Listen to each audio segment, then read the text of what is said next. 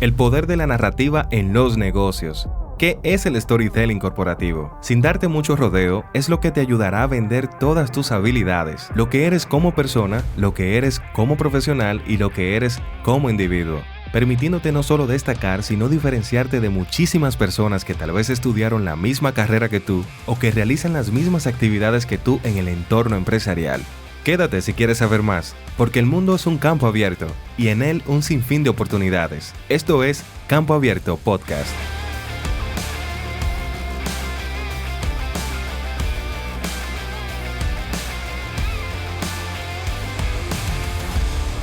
Hola, bienvenido al estreno del primer episodio de esta primera temporada. Soy Luis Núñez, locutor comercial y analista de inteligencia de negocios. Si llegaste a esta parte del programa, quiere decir que para ti resulta interesante este tema, el poder de la narrativa en los negocios, lecciones de storytelling corporativo.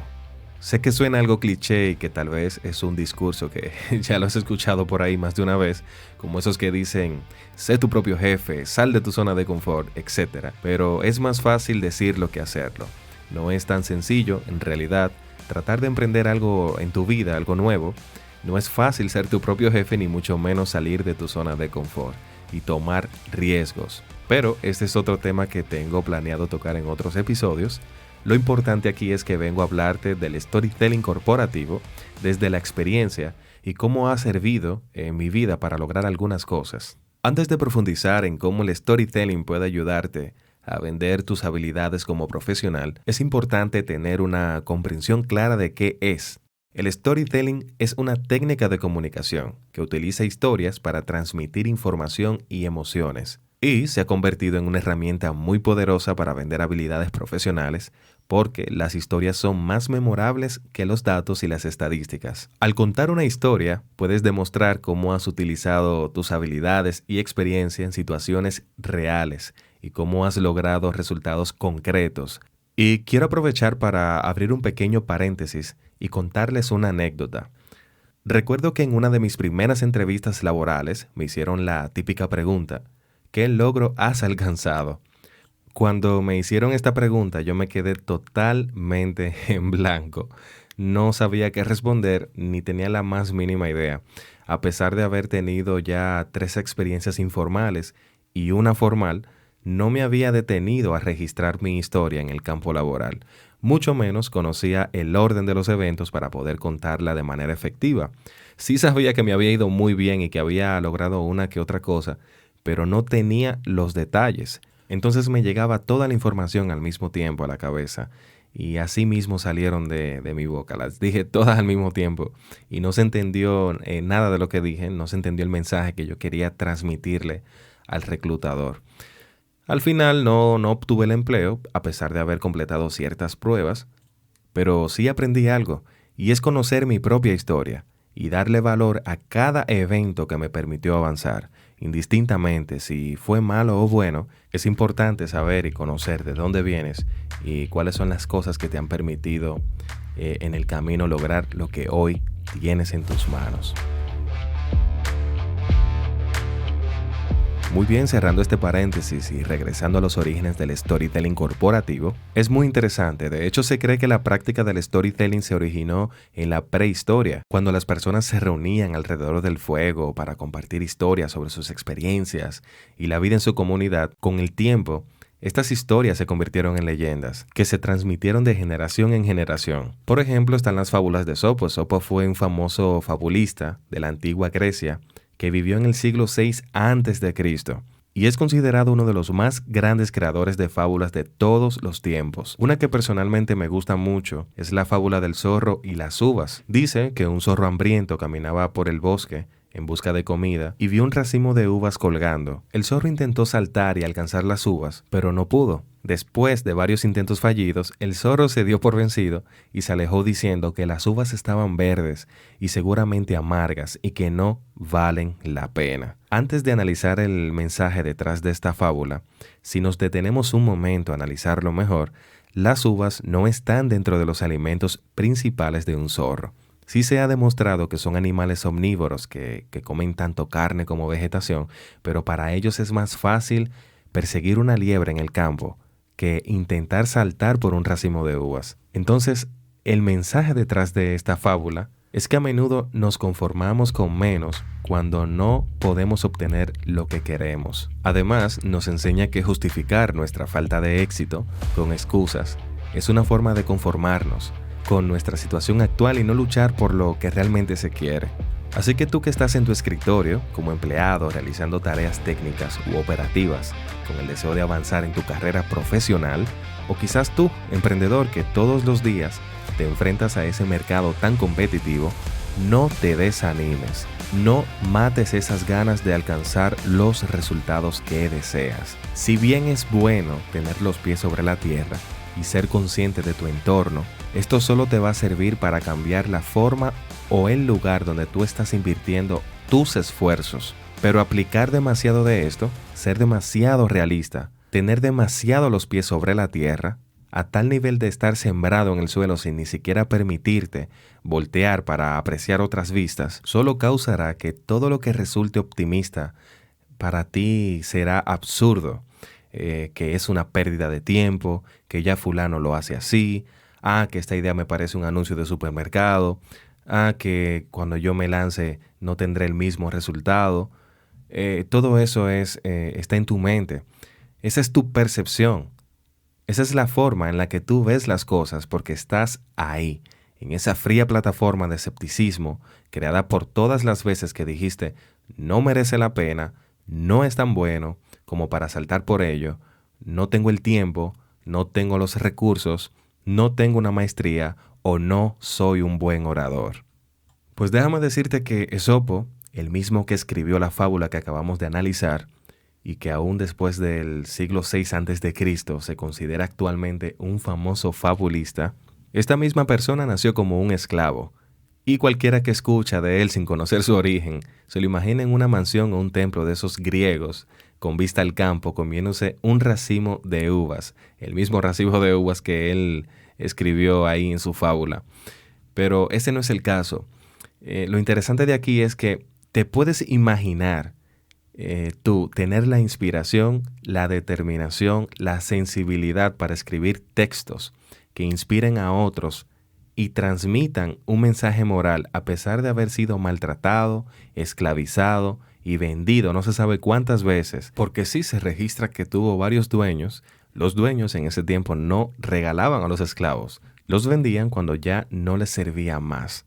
Entonces todo esto me dice algo, me dice que no debemos ser tan duros con nosotros mismos y darnos la oportunidad de hacerlo a nuestro modo, contar nuestra propia historia, de dónde venimos, quiénes somos, cómo lo hemos venido haciendo y cómo pensamos llegar a nuestro destino. Cabe resaltar que a través del tiempo el storytelling se ha convertido en una técnica utilizada en una amplia variedad de ámbitos, desde la publicidad y el marketing hasta la política y la educación. Tenemos como ejemplo a Franklin D. Roosevelt, quien utilizó el storytelling en sus famosos discursos de los fuegos de la charla. Para conectar con el pueblo estadounidense, durante la Gran Depresión hablaba sobre temas cotidianos y utilizaba un lenguaje sencillo para llegar a un amplio público. A través de esto, intentaba tranquilizar y unir a la población estadounidense en un momento de gran incertidumbre, debido a la Gran Depresión y la Segunda Guerra Mundial. Dicho todo esto, existen 4 tipos de storytelling que pueden ser utilizados para contar historias de manera efectiva en el ámbito profesional. Entonces vamos a explorar y clasificar cada uno de ellos para que identifiques cuál es el que más se adapta a tu realidad y tus objetivos.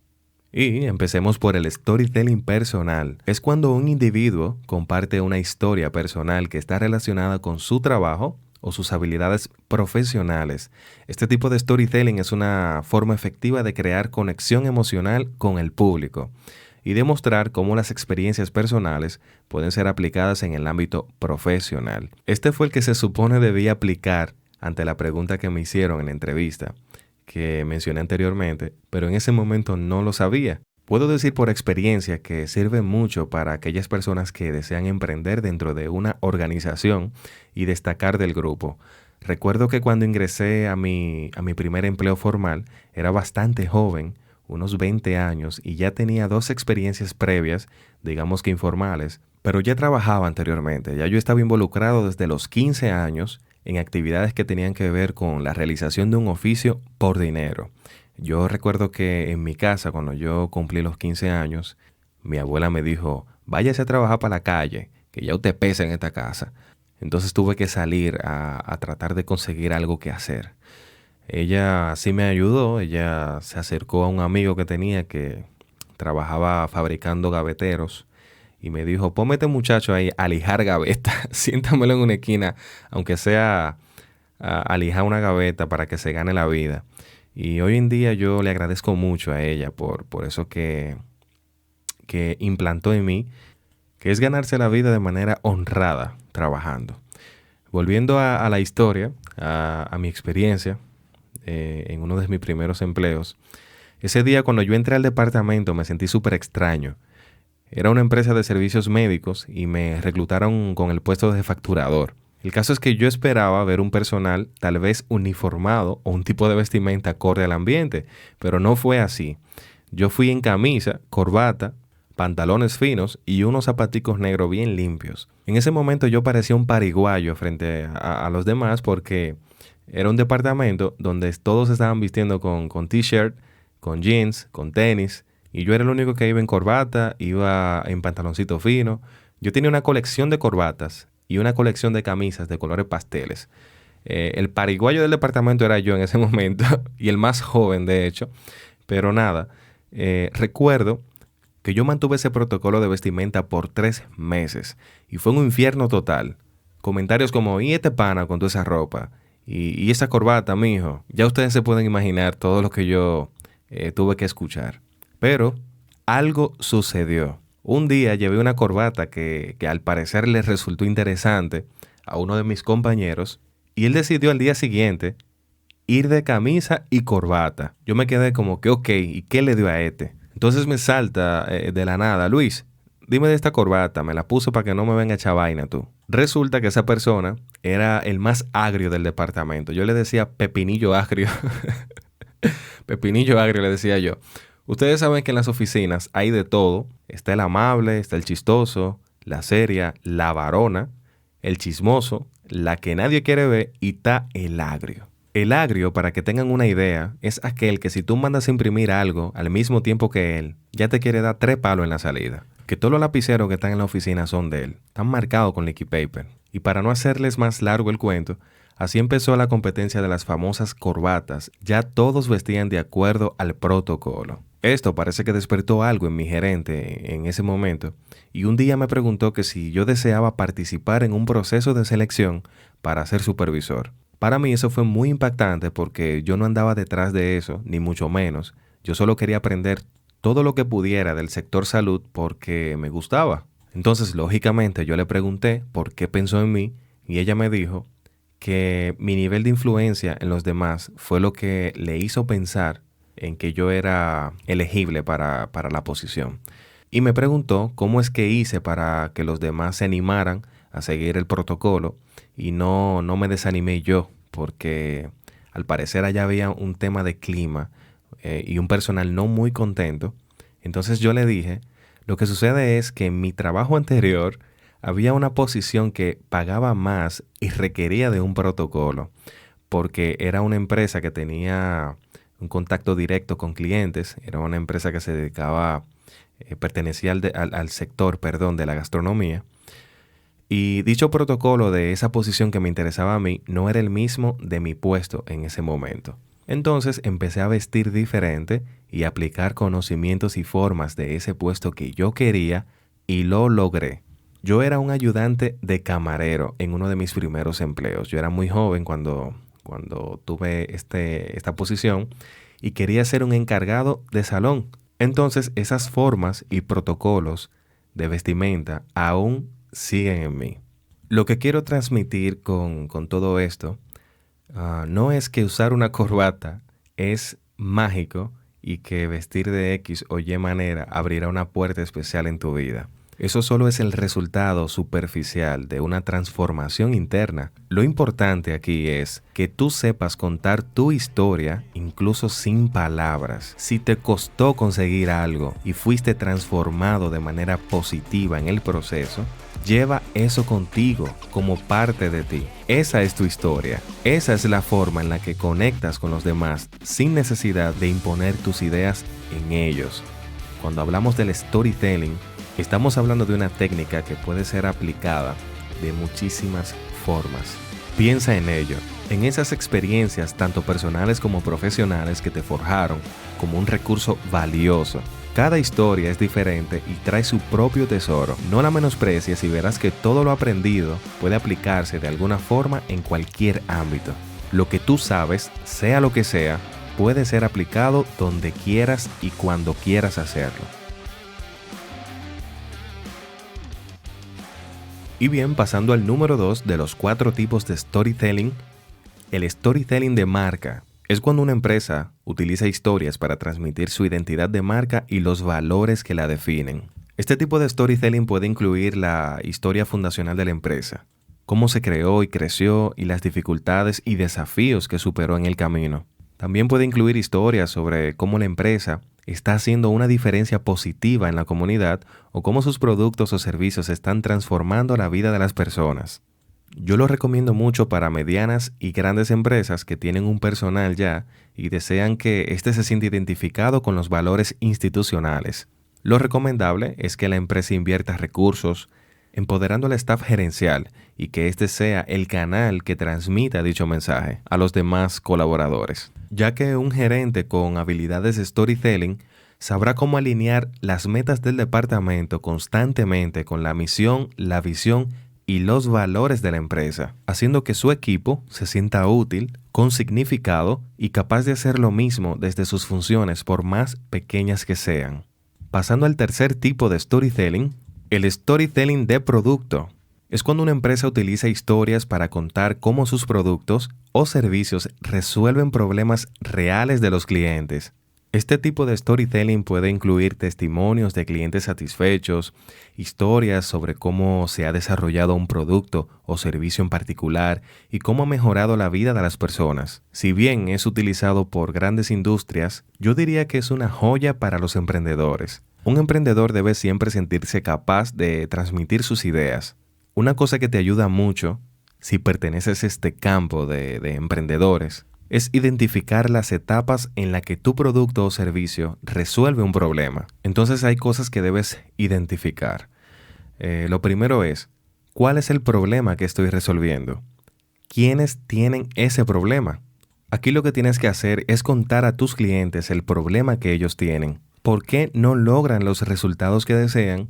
¿Qué están haciendo mal? ¿Qué no están haciendo? Y valerte de lo que tengas a mano, de las redes sociales, del Instagram, del TikTok, son redes sociales también, que fue lo que dije, del TikTok, del WhatsApp, de todo lo que está a tu disposición para que ellos se enteren de que tú estás ahí. ¿Cómo lo vas a hacer? ¿Cómo vas a contarles la necesidad que ellos tienen y cómo tú la puedes resolver? Consigue datos, consigue cifras y transforma todo eso en un lenguaje sencillo que ellos puedan entender. Segundo punto que debo identificar. Esas personas conocen mi producto o servicio, saben cómo funciona. Como dije anteriormente, utiliza las redes sociales, pero sobre todo conoce cuáles son las ventajas competitivas de tu producto. Y otra vez soné como a uno de esos comerciales cliché, pero por lógica, por sentido lógico, yo necesito como cliente o como persona que tenga una necesidad conocer sobre ti, conocer tu producto, conocer tu servicio y cómo funciona. Entonces tú tienes que brindarme esa información. Lo que harás es conocer y enumerar cuáles son esas ventajas y alardear de ellas constantemente.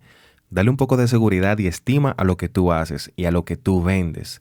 Pero que sea verdad, que sea cierto. Créetelo para poder creerte yo también. Educa a tus clientes. Ellos no lo saben todo. Incluso por sorprendente que parezca, ellos no saben utilizar lo que tú estás ofreciendo. Dedica tiempo para ser un maestro para ellos, sin muchas complicaciones, sin muchos rodeos. Cuenta cómo te ha servido a ti lo que tú vendes y ofreces. Tercer punto que debes identificar. ¿Cómo me ven mis clientes? ¿Saben mis clientes quién era yo antes de traerles una solución y quién soy yo ahora? Esta parte está muy relacionada a la segunda, pues si ellos te ven como un experto, entonces actúa como un experto. Pero repito, que sea verdad, edúcate constantemente y lee constantemente para que sepas responder sus dudas y sepas cómo innovar en tu propio negocio. Cuarto punto y último que debes identificar. ¿Qué parte de la historia de mi producto o servicio es la que fideliza a mis clientes? Finalmente, en este punto, al aplicar las anteriores, ya sabrás cómo retenerlos.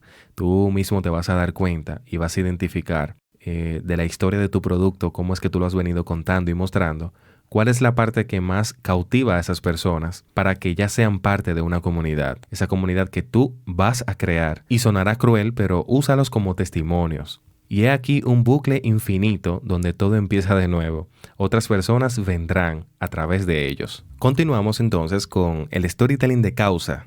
Es cuando una organización utiliza historias para promover una causa o una misión específica.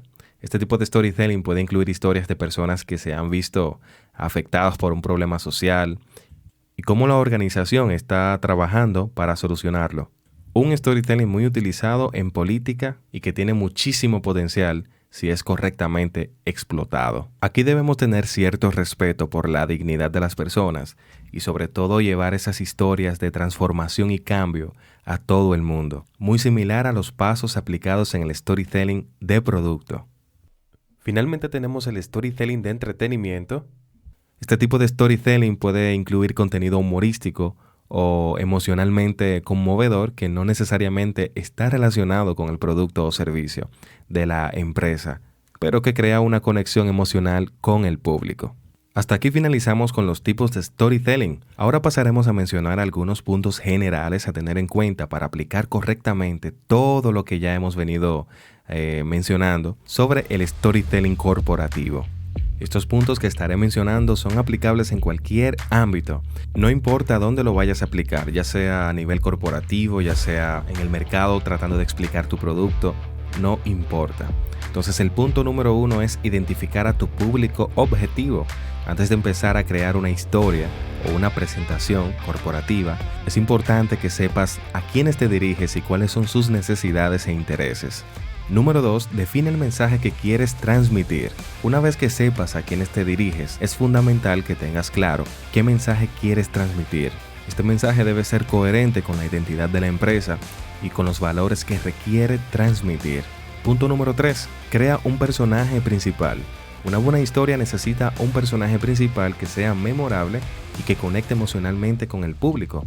Este personaje puede ser un empleado de la empresa, un cliente satisfecho o incluso el fundador de la empresa. Punto número 4. Utiliza un lenguaje sencillo y claro. Es importante que la historia sea fácil de entender y que no utilice tecnicismos o palabras complicadas que puedan confundir al público.